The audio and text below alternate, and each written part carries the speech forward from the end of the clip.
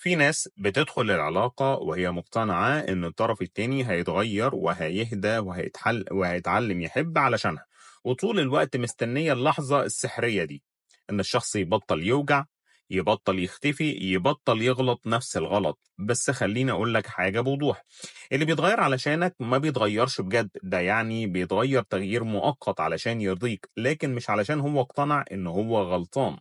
يعني إيه الكلام؟ يعني لو الشخص ما كانش شايف إن تصرفاته مؤذية من الأساس، ومهما أنت عملت ومهما صبرت، هيبقى التغير ده أو التغيير ده مجرد مسرحية تمثيلية، يعني مجرد محاولة علشان يخليك ما تمشيش وتفضل معاه. أوقات كتير إحنا بنحب النسخة اللي في خيالنا، مش اللي واقفة قدامنا، ونفضل نستنى ونبرر ونقول لما يحبني أكتر أكيد هيتغير. بس الحقيقة إن الحب ما بيغيرش الشخصية، اللي بيغير هو الوعي والرغبة في التحسن والاعتراف بالغلط.